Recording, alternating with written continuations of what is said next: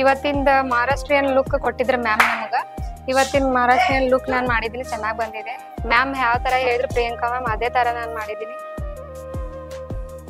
ನಾವು ಫಸ್ಟ್ ಸ್ಟೇಜಿಂದ ಎಲ್ಲ ಸ್ವಲ್ಪ ಮಿಸ್ಟೇಕ್ ಮಾಡ್ತಾ ಇದ್ವು. ಪ್ರಿಯಾಂಕಾ ಮ್ಯಾಮ್ ನಿನ್ನೆ ಒಂದು ಮಗು ಥರ ನಮ್ಗೆ ಟ್ರೀಟ್ ಮಾಡಿದ್ರು. ಅನ್ನಂತಲೇ ನಾವು ಎಲ್ಲ ಇವತ್ತು ಪರ್ಫೆಕ್ಟ್ ಮಾಡಿಬಿಟ್ಟಿದ್ದೀವಿ. ಪ್ರತಿಯೊಂದು ಏನೇನು ಯೂಸ್ ಮಾಡಬೇಕು ಅನ್ನೋದು ನಿನ್ನೆ ಹೇಳಿದಾರೆ ಮೇಡಮ್. ಅದಕ್ಕಾಗಿ ಇವತ್ತು ಮಹಾರಾಷ್ಟ್ರ ಲುಕ್ ಇಷ್ಟು ಕಂಪ್ಲೀಟಾಗಿ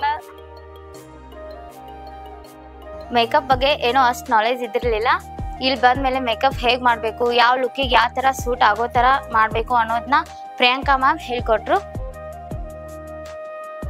ನಾವು ಎಷ್ಟೇ ತಪ್ಪು ಮಾಡಿದ್ರು ಪದೇ ಪದೇ ಬಂದ್ಬಿಟ್ಟು ನಾವು ಏನು ಕನ್ಫ್ಯೂಷನ್ ಇದ್ರು ಬಂದು ಹೇಳ್ಕೊಟ್ಟಿದ್ದಾರೆ. ತುಂಬಾ ಸಲ ಹೇಳ್ಕೊಟ್ಟಿದ್ದಾರೆ, ಸ್ವಲ್ಪನೂ ಕೋಪ ಮಾಡ್ಕೊಂಡಿಲ್ಲ. ಯಾವ ರೀತಿ ಹೈಲೈಟರ್ ಅನ್ನು ಹಚ್ಚಬೇಕಂತ ಪ್ರಿಯಾಂಕಾ ಮ್ಯಾಮ್ ಇವತ್ತು ನನಗೆ ಹೇಳ್ಕೊಟ್ಟಿದ್ದಾರೆ. ಕೆಲವೊಂದು ತಪ್ಪುಗಳನ್ನು ಮಾಡಿದ್ದೆ, ಅದನ್ನು ಅವರು ಕರೆಕ್ಷನ್ ಮಾಡಿ ಯಾವ ರೀತಿ ಕರೆಕ್ಟ್ ಕಾಂಬಿನೇಷನ್ ಮಾಡಿ ಪ್ರಾಡಕ್ಟ್ಸ್ ಅನ್ನು ಯೂಸ್ ಮಾಡಬೇಕಂತ ಹೇಳ್ಕೊಟ್ಟಿದ್ದಾರೆ. ಫಸ್ಟ್ ಒಂದೆರಡು ಮೇಕಪ್ ಮಾಡಿದ್ದು ಅಷ್ಟೊಂದು ಚೆನ್ನಾಗಿ ಬಂದಿರಲಿಲ್ಲ.